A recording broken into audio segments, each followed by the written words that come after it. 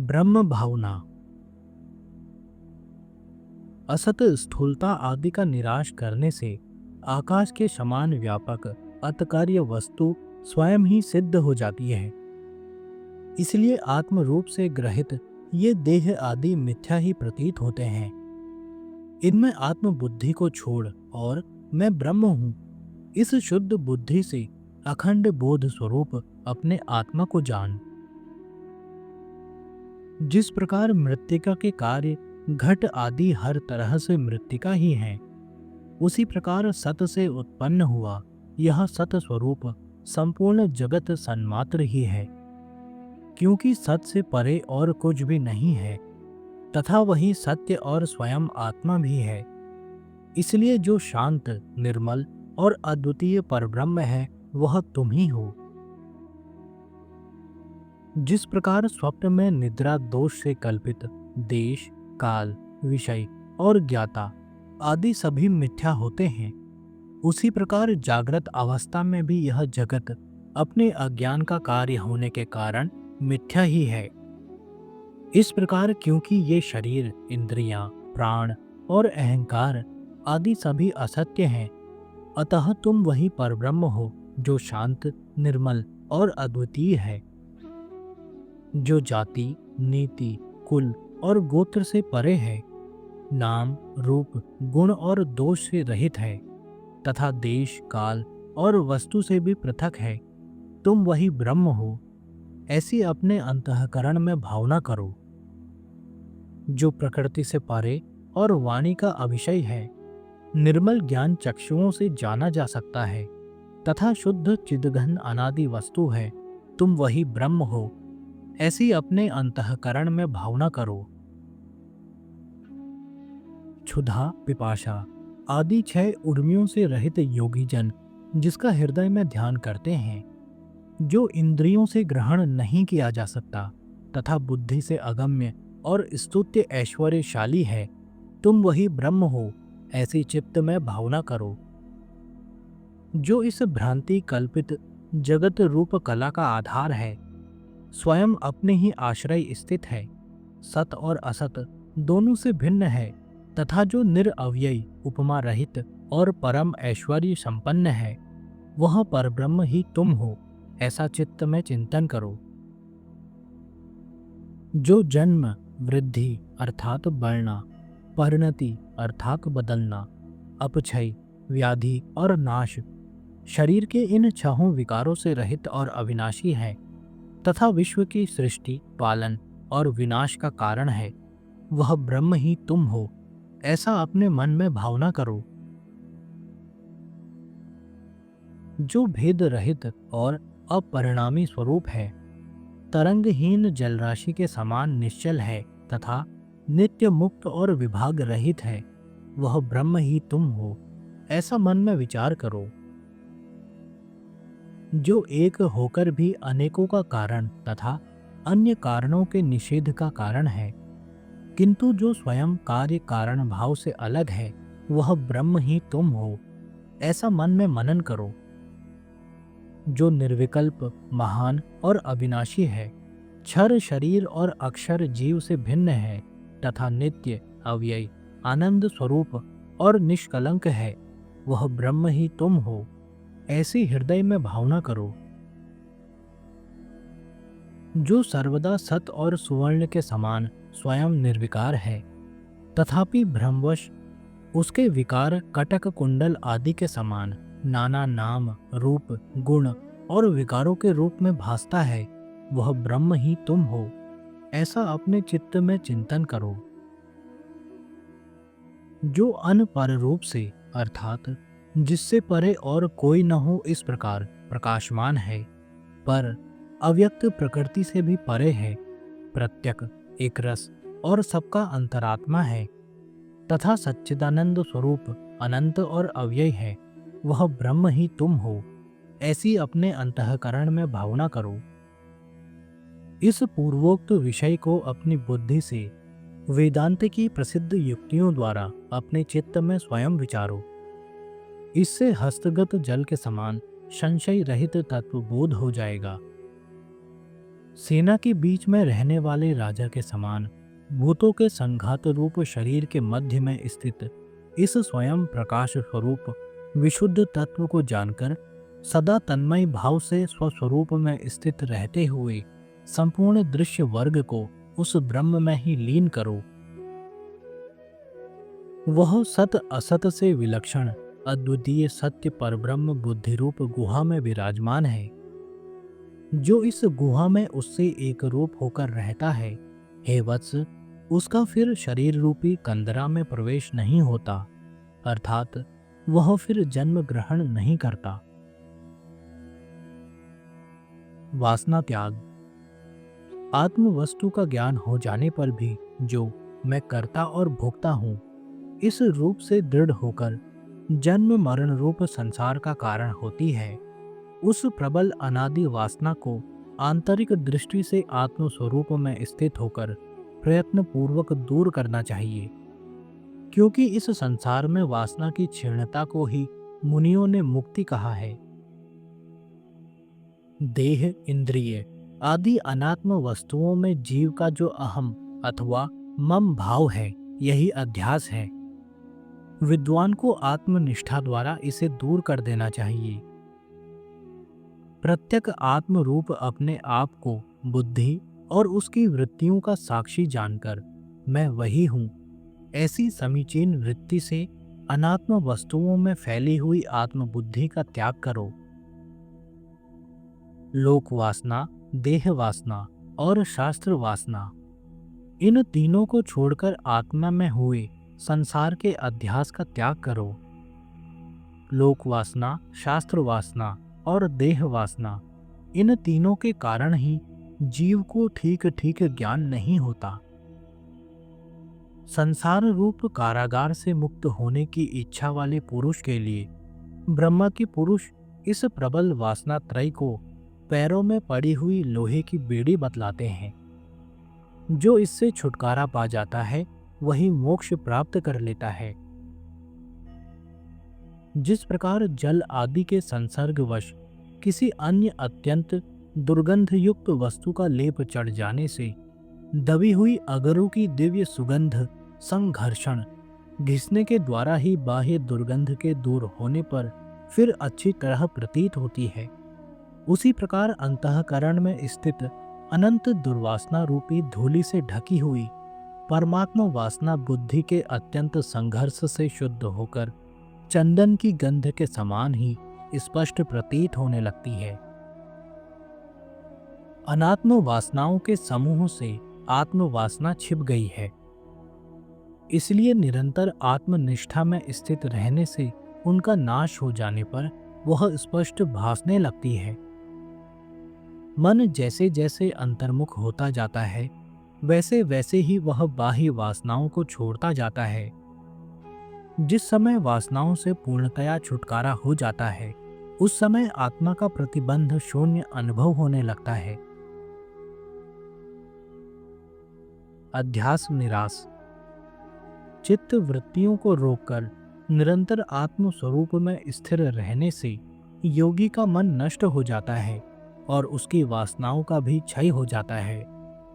इसलिए अपने अध्यास को दूर करो।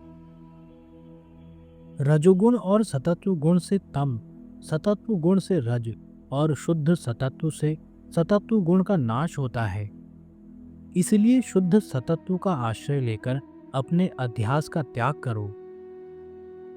प्रारब्ध ही शरीर का पोषण करता है, ऐसा निश्चय कर निश्चल भाव से धैर्य धारण करके यत्नपूर्वक अपने अध्यास को छोड़ो। मैं जीव नहीं हूं पर ब्रह्म हूं, इस प्रकार अपने में जीव भाव का निषेध करते हुए वासना त्रय के वेग से प्राप्त हुए जीवत्व के अध्यास का त्याग करो। श्रुति, युक्ति और अपने अनुभव से आत्मा की सर्वात्मता को जानकर कभी भ्रम से प्राप्त हुए अपने अध्यास का त्याग करो। बोधवान मुनि को कोई भी वस्तु ग्राह्य अथवा त्याज्य न होने से कुछ भी कर्तव्य नहीं है। इसलिए निरंतर आत्मनिष्ठा द्वारा आत्मा में हुए अध्यास को त्यागो। तत्वमसि। आदि महावाक्यों से हुए ब्रह्म और आत्मा के एकत्व ज्ञान से ब्रह्म में आत्म बुद्धि को दृढ़ करने के लिए अपने अध्यास को दूर करो। इस देह में जो अहम भाव मैंपन हो रहा है, उसका जब तक पूर्णतया लय न हो जाए, तब तक सावधानता पूर्वक युक्त चित्त से अपने अध्यास को दूर करो। जब तक स्वप्न के समान जीव और जगत की प्रतीति हो रही है, तब तक हे विद्वान, अपने आत्मा में हुए इस अध्यास का निरंतर त्याग करते रहो। निद्रा, लौकिक बातचीत अथवा शब्द आदि किसी से भी आत्मविस्मृति को अवसर न देकर, अर्थात किसी भी कारण से स्वरूप अनुसंधान को न भूलकर, अपने अंतःकरण में निरंतर आत्मा का चिंतन करो। माता पिता के मल से उत्पन्न तथा मल मांस से भरे हुए इस शरीर को चांडाल के समान दूर से ही त्याग कर ब्रह्म भाव में स्थित होकर कृतकृत्य हो जाओ। हे मुने, घट का नाश होने पर जैसे घटाकाश महाकाश में मिल जाता है, वैसे ही जीवात्मा को परमात्मा में लीन करके सर्वदा अखंड भाव से मौन होकर स्थित रहो। जगत का अधिष्ठान जो स्वयं प्रकाश परब्रह्म है, उस सत स्वरूप से स्वयं एक होकर पिंड और ब्रह्मांड दोनों उपाधियों को मल से भरे हुए भांड के समान त्याग दो। देह में व्याप्त हुई अहम बुद्धि को नित्यानंद स्वरूप चिदात्मा में स्थित करके लिंग शरीर के अभिमान को छोड़कर सदा अद्वितीय रूप से स्थित रहो। जिसमें यह जगत का आभास दर्पण में प्रतिबिंबित नगर के समान प्रतीत हो रहा है, वह ब्रह्म ही मैं हूं। ऐसा जान लेने पर तुम कृतकृत्य हो जाओगे। जो चेतन, अद्वितीय, आनंद स्वरूप और निष्क्रिय ब्रह्म सत्य स्वरूप तथा अपना आद्य पहला मूल स्वरूप है, उसको प्राप्त होकर नट के समान धारण किए इस शरीर रूपी मिथ्या वेश की आस्था त्याग दो। यह दृश्य जगत सर्वथा मिथ्या ही है। इसकी क्षणिकता देखने में आती है, इसलिए यह अहम पदार्थ नहीं हो सकता। अतः इन क्षणिक अहंकार आदि को मैं सब कुछ जानता हूं, ऐसी प्रतीति कैसे हो सकती है? अहम पदार्थ तो अहंकार आदि का साक्षी है, क्योंकि उसकी सत्ता सुषुप्ति में भी देखी जाती है। स्वयं श्रुति भी उसे अयो निजः ऐसा कहती है। अतः वह प्रत्यक आत्मा है और सत असत से विलक्षण है। अहंकार आदि विकारी वस्तुओं के समस्त विकारों को जानने वाला नित्य तथा अविकारी ही होना चाहिए। मनोरथ, स्वप्न और सुषुप्ति काल में इन स्थूल सूक्ष्म दोनों शरीरों का अभाव बार बार स्पष्ट देखा गया है। अतः ये अहम पदार्थ आत्मा कैसे हो सकते हैं? इसलिए इस मांस पिंड और इसके बुद्धि कल्पित अभिमानी जीव में अहम बुद्धि छोड़ो और अपने आत्मा को तीनों कालों में अबाधित और अखंड ज्ञान स्वरूप जानकर शांति लाभ करो। इस लिबलिबे मांस पिंड के आश्रित रहने वाले कुल, गोत्र, नाम, रूप और आश्रम का अभिमान छोड़ो तथा कर्तापन, भोक्तापन आदि लिंग देह के धर्मों को भी त्याग कर अखंड आनंद स्वरूप हो जाओ। अहंकार निंदा। पुरुष को इस संसार बंधन की प्राप्ति के कारण रूप और भी अनेक प्रतिबंध हैं, किंतु उन सबका मूल प्रथम विकार अहंकार ही है, क्योंकि अन्य समस्त अनात्म भावों का प्रादुर्भाव इसी से होता है। जब तक इस दुरात्मा अहंकार से आत्मा का संबंध है, तब तक मुक्ति जैसी विलक्षण बात की लेश मात्र भी आशा न रखनी चाहिए। अहंकार रूपी ग्रह राहु से मुक्त हो जाने पर चंद्रमा के समान आत्मा निर्मल, पूर्ण एवं नित्यानंद स्वरूप स्वयं प्रकाश होकर अपने स्वरूप को प्राप्त हो जाता है। अज्ञान से अत्यंत मोहित बुद्धि की कल्पना से इस शरीर में ही जो यही मैं हूँ ऐसी प्रतीति हो रही है, उसका सर्वथा नाश हो जाने पर ब्रह्म में निर्बाध आत्मभाव हो जाता है। ब्रह्म आनंद रूपी परम धन को अहंकार रूपी महाभयंकर सर्प ने अपने सतत्व रज तम रूप 3 प्रचंड मस्तकों से लपेटकर छिपा रखा है। जब विवेकी पुरुष अनुभव ज्ञान रूप चमचमाते हुए महान खड्ग से इन तीनों मस्तकों को काटकर इस सर्प का नाश कर देता है, तभी वह इस परम आनंददायिनी संपत्ति को भोग सकता है। जब तक देह में विष का थोड़ा सा भी दोष रहता है, तब तक वह उसे निरोग कैसे रहने देगा। उसी प्रकार योगी की भक्ति के मार्ग में अहंकार का यत किंचित लेश भी भारी प्रतिबंधक होता है। अहंकार की निःशेष निवृत्ति से उससे उत्पन्न हुए नाना प्रकार के विकल्पों का नाश हो जाने पर आत्म तत्व का विवेक हो जाने से यह आत्मा ही मैं हूं ऐसा तत्व बोध प्राप्त होता है। इस विकारात्मक आत्म प्रतिबिंब युक्त और स्वरूप को छिपाने वाले अहंकार में अहम बुद्धि को शीघ्र ही त्याग दी।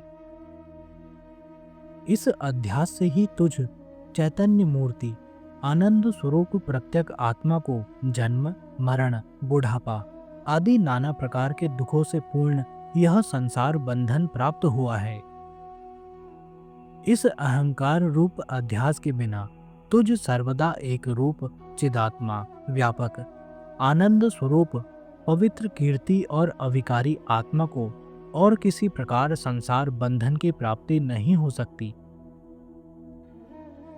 इसलिए हे विद्वान, भोजन करने वाले पुरुष के गले में कांटे के समान खटकने वाले इस अहंकार रूप अपने शत्रु को विज्ञान रूप महाखड्ग से भली प्रकार छेदन कर आत्म साम्राज्य सुख का यथेष्ट भोग करो। फिर अहंकार आदि की वृत्तियों को हटाकर परमार्थ तत्व की प्राप्ति से राग रहित होकर आत्म आनंद के अनुभव से ब्रह्म भाव में पूर्णतया स्थित होकर निर्विकल्प और मौन हो जाओ। यह प्रबल अहंकार जड़ मूल से नष्ट कर दिया जाने पर भी यदि एक क्षण मात्र को चित्त का संपर्क प्राप्त कर ले तो पुनः प्रकट होकर सैकड़ों उत्पात खड़े कर देता है, जैसे कि वर्षा काल में वायु से संयुक्त हुआ मेघ। क्रिया, चिंता और वासना का त्याग। इस अहंकार रूप शत्रु का निग्रह कर लेने पर फिर विषय चिंतन के द्वारा इसे सिर उठाने का अवसर कभी न देना चाहिए, क्योंकि नष्ट हुए जंबीर के वृक्ष के लिए जल के समान इसके पुनरुज्जीवन फिर जी उठने का कारण यह विषय चिंतन ही है। जो पुरुष देहात्म बुद्धि से स्थित है वही कामना वाला होता है। जिसका देह से संबंध नहीं है वह विलक्षण आत्मा कैसे सकाम हो सकता है। इसलिए भेद आसक्ति का कारण होने से विषय चिंतन में लगा रहना ही संसार बंधन का मुख्य कारण है। कार्य के बढ़ने से उसके बीज की वृद्धि होती भी देखी जाती है और कार्य का नाश हो जाने से बीज भी नष्ट हो जाता है। इसलिए कार्य का ही नाश कर देना चाहिए। वासना के बढ़ने से कार्य बढ़ता है और कार्य के बढ़ने से वासना बढ़ती है। इस प्रकार मनुष्य का संसार बंधन बिल्कुल नहीं छूटता। इसलिए संसार बंधन को काटने के लिए मुनि इन दोनों का नाश करे। विषयों की चिंता और बाह्य क्रिया, इनसे ही वासना की वृद्धि होती है और इन दोनों से ही बढ़कर वह वासना आत्मा के लिए संसार रूप बंधन उत्पन्न करती है। इन तीनों के क्षय का उपाय सब अवस्थाओं में सदा सब जगह सब ओर सबको ब्रह्म मात्र देखना ही है। इस ब्रह्ममय वासना के दृढ़ हो जाने पर इन तीनों का लय हो जाता है। क्रिया के नष्ट हो जाने से चिंता का नाश होता है और चिंता के नाश से वासनाओं का क्षय होता है। इस वासना क्षय का नाम ही मोक्ष है और यही जीवन मुक्ति कहलाती है। सूर्य की प्रभा के उदय होते ही जैसे अत्यंत घोर अंधेरी रात का भी सर्वथा नाश हो जाता है, उसी प्रकार ब्रह्म वासना के स्फूर्ति का विस्तार होने पर यह अहंकार आदि की वासनाएं लीन हो जाती हैं। सूर्य के उदय होने पर जैसे अंधकार और उसमें होने वाली चोरी आदि अनर्थ समूह कहीं दिखलाई नहीं देते, वैसे ही इस अद्वितीय आत्म आनंद के रस का अनुभव होने पर न तो संसार बंधन रहता है और न दुख का ही गंध रहता है। प्रमाद निंदा।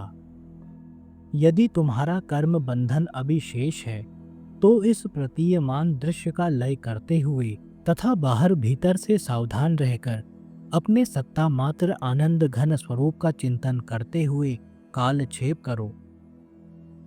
ब्रह्म विचार में कभी प्रमाद असावधानी न करना चाहिए, क्योंकि ब्रह्मा जी के पुत्र भगवान सनत कुमार जी ने प्रमाद मृत्यु है ऐसा कहा है।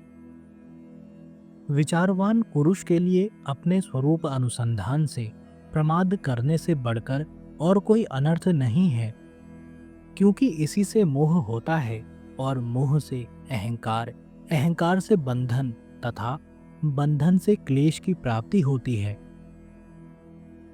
जिस प्रकार कोल्टा स्त्री अपने प्रेमी जार पुरुष को उसकी बुद्धि बिगाड़कर पागल बना देती है, उसी प्रकार विद्वान पुरुष को भी विषयों में प्रवृत्त होता देखकर आत्मविस्मृति बुद्धि दोषों से विक्षिप्त कर देती है।